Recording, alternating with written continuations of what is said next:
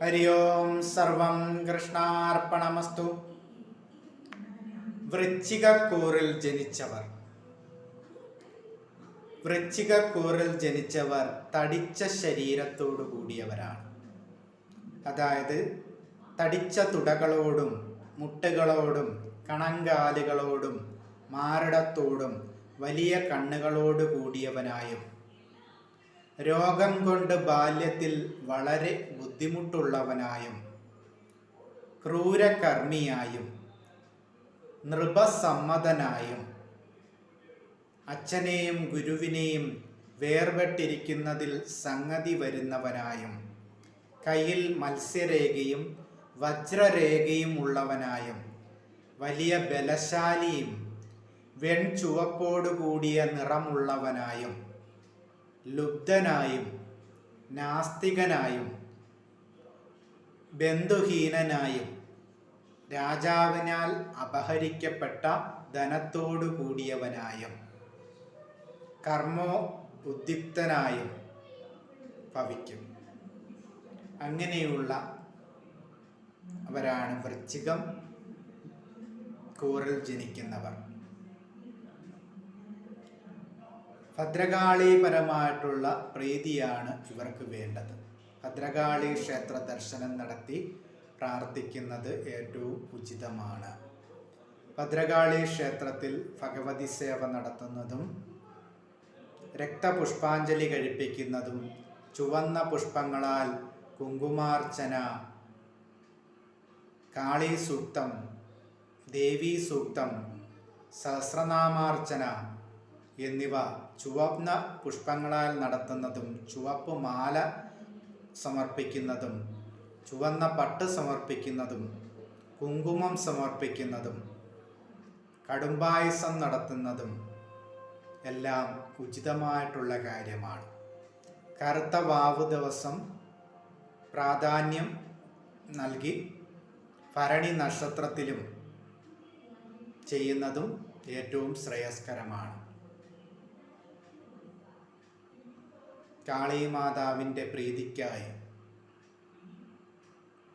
വൃശ്ചികക്കൂറുകാർ ക്ഷേത്ര ദർശനം നടത്തി ഭജിക്കുന്നത്, കാളീമന്ത്രം ജപിക്കുന്നത്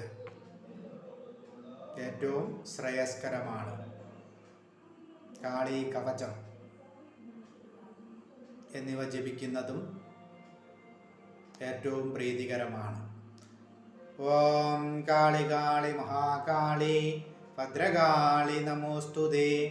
കുലം ച കുലധർമ്മം ച മാം ച പാലയ പാലയ. ഈ മന്ത്രം ജപിക്കുന്നതും ഏറ്റവും ശ്രേയസ്കരമാണ്. വൃശ്ചിക കൂറുകാർക്ക് ഏറ്റവും ഉത്തമമാണ്. തേളിൻ്റെ സ്വഭാവമാണ് അവരുടേത്. തനിക്ക് താൻ തന്നെ ശത്രു എന്ന് പറയുന്ന ഒരു പ്രകൃതമാണ് അവരുടേത്. അവരവർ തന്നെയാണ് അവരവർക്ക് കുഴി തോണ്ടുന്നത്. അതാണ് തനിക്ക് താൻ തന്നെ ശത്രു.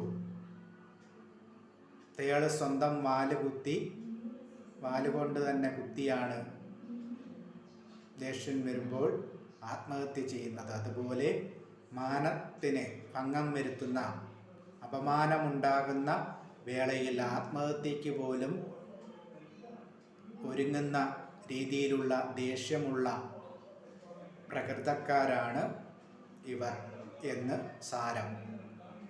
അങ്ങനെയുള്ള ഇവരുടെ ദോഷപരമായിട്ടുള്ള ക്രോധപരമായിട്ടുള്ള ആ ശമനത്തിന് വേണ്ടി ഭദ്രകാളി ദേവി ക്ഷേത്ര ദർശനം നടത്തി പ്രാർത്ഥിക്കുന്നത്, കാളീമാതാവിനെ ഭജിക്കുന്നത്, ക്ഷിപ്രപ്രസാദിയും ക്ഷിപ്രകോപിയുമായ ആ ദേവിയെ ഭജിക്കുന്നത് ഏറ്റവും ശ്രേയസ്കരമാണ്, ഏറ്റവും ഉത്തമമാണ്. മാതാവിൻ്റെ അനുഗ്രഹമുണ്ടെങ്കിൽ ക്രോധത്തെ ശമിപ്പിച്ച് നല്ല രീതിയിൽ മുന്നോട്ട് പോകാൻ കഴിയും. ക്ഷിപ്രപ്രസാദിയാണ് അമ്മ, മാതൃസ്വരൂപിണിയാണ്. പാർവതിയുമായും കാളിയായും മാറുന്നത് ആ മാതൃസ്വരൂപം തന്നെയാണ്. ക്രോധത്താൽ കാളിയായും ശാന്തതയിൽ പാർവതിയായും മാറുന്ന ആ സ്വരൂപം, അവിടെ ആ ദേവിയെ ഭജിച്ചാൽ ആ ക്രോധപരമായിട്ടുള്ള തേളിൻ്റേതായിട്ടുള്ള ആ സ്വഭാവ ഗുണത്തിന് മാറ്റമുണ്ടാകും. ക്രോധത്തെ നിയന്ത്രിക്കാൻ കഴിയും.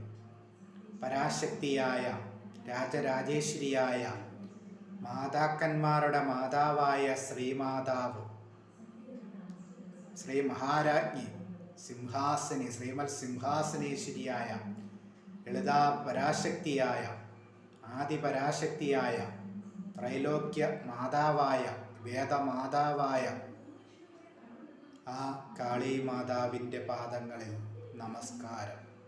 ഹരി ഓം. സർവം കൃഷ്ണാർപ്പണമസ്തു.